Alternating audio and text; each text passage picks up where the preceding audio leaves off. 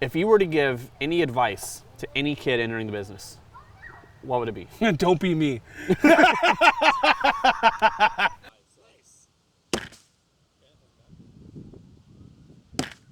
Everybody knows me as the mouth of the Midwest. I hail from Las Vegas with Nevada, but mouth of the Midwest. Only a few people have ever called me out on that. But originally, for real, from Kenosha, Wisconsin. I've been in the business for almost 20 years. February will be 20 years. So nothing happened. This is close together? Oh, definitely. I was actually born into the business. My mom and dad met at a wrestling show. My mom, my two aunts, and my grandma, before car services were a thing, they would actually go and pick up the wrestlers from the airport, bring them to the hotel, bring them to the arena, back to the hotel, back to the airport, and everything like that. And my dad actually took photographs for magazines in the early 80s. Oh, okay. So I was an infant going into locker rooms and everything like that back in 1985 and the Mecca Arena and when the Bradley Center was built back in the 88, I think. So you grew up in literally in wrestling? Around it, yeah, absolutely. Fuck you. Wait. My first memory of pro wrestling is actually the first thing that ever genuinely scared the ever-loving hell out of me, and that was Kevin Sullivan. We were at the Mecca, and at those times, the only thing that separated the wrestlers from the fans was one of those gates like in ghetto stores where it just goes around the door. The bathrooms at the Mecca were right there, so I went to the bathroom and I was getting a drink of water, and Kevin was probably, I'm assuming, going to Gorilla, and this is the time where he had the face paint and the snake for NWA at the time. Yeah. And he decided it'd be a great idea to scare a little kid. So he ran to that gate and started shaking the hell out of it with the snake around the makeup. Like I said, I think he was going to Gorilla at the time. But I was sitting there, I was maybe 3-4 years old, and he scared the ever-loving shit out of me. Swearing's okay, right? Oh, yeah. All right. I got to tell him that story when I worked with him for Bruce City. That's cool. And he laughed. He's like, yeah, that's something I do. I mean, I'm still going to lose. So. Was there ever a moment in your life where you weren't in wrestling? Like, did you go through that emo teenage phase like everyone else, and you're like, wrestling's not cool, but you liked it? Never. Never. Never, ever. I've watched it since as far as back as I can literally remember. Like, I have home videos of me when I was 3-4 years old at my grandma's house playing with my action figures, and my grandma asked me what I want to do when I grow up, and say be a pro wrestler. Are you going to be a wrestler when you grow up? Yeah. 12 and 13 years old, I was kind of a nerd growing up. What I did with my life between the ages of 12 and 20, I was actually a producer for Channel 14 in Kenosha. And so I was able to rent out camera equipment, and I had my own TV shows on cable access TV. And when I started renting out the cameras, I talked to Carmine for Mid-American Wrestling, and I actually became his camera kid. Like, he would pay me, he'd let me in the show for free and pay me for the tapes, and I would film Mid-American Wrestling shows. So I'm probably 12 or 13 years old is when I actually put my foot in the business, I guess, because I was going to film for Carmine. It started when I was 15 years old. I went to a Powerhouse Pro Wrestling show in Kenosha, and after the show I went up to Mike Thompson, who was the promoter, and I was like, hey, I want to do this, what do I have to do? My dad's here, he'll sign any waiver needed. And Mike looked at me, he's like, I can't have you wrestle, like, you're only 15, but I need a ref. I was like, done, like, I'll do anything, I just want to do something. It didn't matter what, I just wanted to somehow get my foot in the business of actually performing. Yeah. And he said, I need a ref. I was like, all right, cool. And I'm assuming both mom and dad were nothing but supportive? Oh, yeah.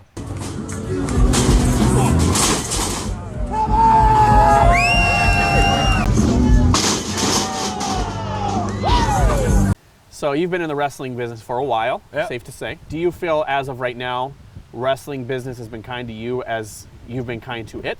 You know what I'm saying? Oh, absolutely. It's because it's been something that I've only ever wanted to do. I mean, like I said, I have home videos of me at 3 and 4 years old. That's all I wanted to do. So being able to say that I've done it for, we're in September now, October, November, December, January, February, 5 months, it'll be 20 years of my life. That's over half my life. Yeah. That's gnarly. 2 decades. Yeah, that's gnarly. Yeah. And literally, I've done everything. I've done cameraman, I've done ticket sales, I've done 50-50, ref, manage, ring announce, promote, book. I've literally done everything there is to do. Do it! He's moving on up!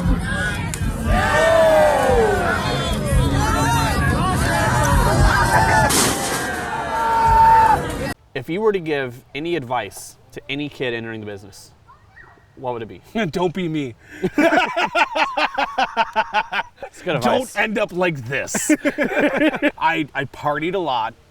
I did a lot of downers. Yeah. Especially in my Downers, early 20s. okay. I was always a downers guy. Okay. Percocets. My favorite was the little blue guy, not the dick pill. I liked the morphine pill. That was always my favorite. Yeah. But like I was huge into downers Okay. and lots of booze. Okay. So yeah, don't do what I did.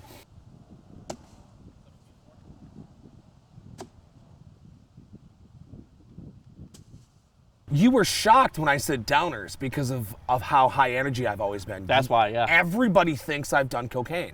I've never touched the stuff. Just yeah. high on life because, again, 20 years in the professional wrestling business. Yeah. 4-year-old me couldn't even imagine that. Yeah. So this is me. Like Yeah. I'm just always high on life. Yeah. After I transitioned from being a ref, I went into the manager role at like 18 or 19. Again, for Powerhouse. I stayed at Powerhouse for 4 years, from 2001 until 2005. I transitioned because back in 03, I actually did a tryout as a referee for TNA. I went down there in August of 03, I did a tryout, and they point blank flat out said, I'm too tall to ref, I'll never get signed. Yeah. So at almost 18, why continue doing what I do if I know I'm never gonna go anywhere? Yeah. So that was the turning point for me to want to transition into learning other things. And I mean, in the long run, I don't regret it at all because I was able to learn how to do everything there is to do in the business. And that's why to this day, I think I stay booked is because I can be booked on a show as a ring announcer, but a wrestler doesn't show up. Well, I got my stuff. I can do it.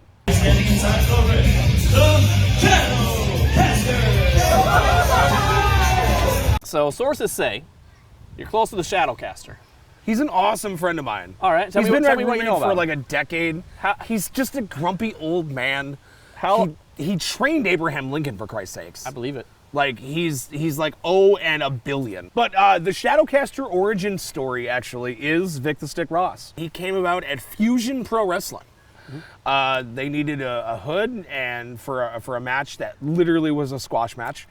Leave Phil. And I was like, sure, why not? I'll do it. Like I don't say no to much. I mean, I've been set on fire 4 times. I've gone Like 4 times. I've done a lot of stupid shit. So I was like, yeah, sure, I'll do it. And yeah, it was a squash. It should have never have gone anywhere besides that. Yeah. But I had so much fun with it. I was like, I'm gonna do this. I'm gonna create the greatest 80s job guy ever Yeah. in the year 2000s. Yeah.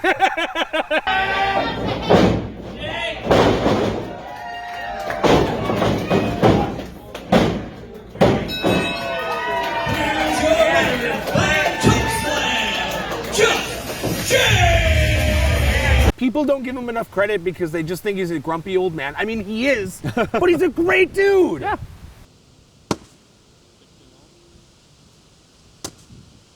I recall you saying that if you lived to a certain point in your life, you were going to write a book. What is the book? And How how's the it coming hell did I along? live past 30? Okay, and how's it coming along? It's going. Okay. There's a lot of stories involved. Life gets in the way, so it's hard to find time to put pen to paper because I actually want to write it. I don't want to put it on a computer. I want to write this. And the reason why is because, again, the decade of my 20s is a giant, awesome blur of so much chicanery. Yeah. And so I think it'd be neat to write a book and just tell all my stories. Because really, how the hell did I live past 30?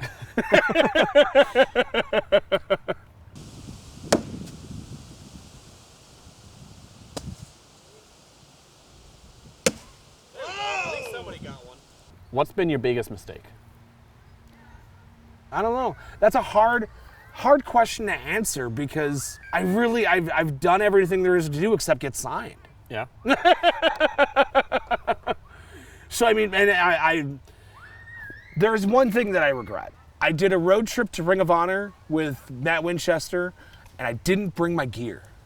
Reason being was because at that point, I wasn't going and thinking at all about myself. I was going to go help my friend, and I wanted to be there for my friend. So I didn't even think about bringing my gear. Yeah. And we get to the show, and Carino asked me if I brought my ref shit. JP. So that one, JP. that's the one and only time I never brought my shit. Who has had the biggest impact on your life, and you think you've had a big impact on their life? Like you would assume. Oh, easy, Tyler. Okay. Easy. In the time that I've known him, and Sean for that matter as well. In the time that I've known both Sean and Tyler, I've been able. I'm old. I've been able to watch them grow their entire career, and that again, I can say that for about Sarah as well. I'll never let her forget that I was her first trainer. So when she actually goes on and makes millions of dollars, I can be the hanger-on guy that says I was her first trainer. Well, the very yeah, first time anybody ever bought Tyler a drink in the wrestling business was me, after a match that he had with Dinty at POW. Nice. Because he impressed the ever-loving shit out of me. Nice. And he's grown. He's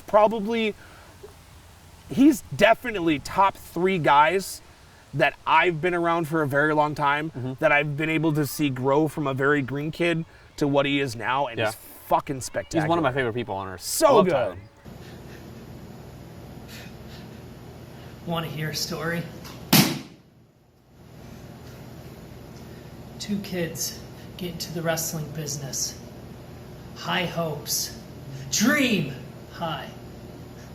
People tell them, hey, have a good head on your shoulders. Go out there and give it your all. Be nice to others. Treat others the way you want to be treated. And the second those kids start to get some success, the second those kids start to reach their dreams, those same people that gave them advice came around and stabbed them right in the back. Started to look at their weaknesses and make fun of it. You're never gonna make it, they say. You're never gonna dream big. But those 3 have just grown so exponentially when it comes to learning the craft and evolving while they grow. You go from Tyler, who was the Sunday kid, to what he is now, so different, and it's grown so much. The same thing with Sean. I mean, granted, he went from kind of sort of a reverend guy to damn near Papa Shango. And the same thing with Sarah. She's gone from the happy-go-lucky, she was like Kylie Ray before Kylie. Like the very happy-go-lucky girl, and now she's grown into such a great worker as well. So when you see them work together, it's awesome. Yeah. It's really awesome. Like in Brew City right now, all 3 of them are together as Curse, and it's really cool to watch because like they literally have grown so much. It's really cool to watch them. The sun is so red. The sun is so red. I'm cool. I'm good. I'm red. In a positive light, especially in the past few years, I've definitely stopped being such a dick. Like, I'll be the first to admit, in my 20s, I was an asshole. But especially, like, the stuff that we did at WPW last year when I took over the book there, I thought was really cool. To be able to give back to wrestling as much as I've taken from wrestling is really fun.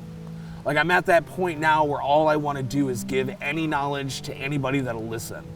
And like I said before, like, I'm not the greatest, but I'm also not the worst when it comes to wrestling, but I can go out there and make people look like $1 million as a job guy.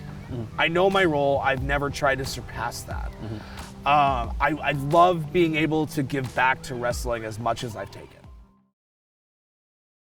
This is the mouth of the Midwest, JP. I'm here on Wisconsin indie wrestling scene, and I'm here on Between Counts to shout out Jody Campbell and Blogger. Thank you for your Patreon subscriptions.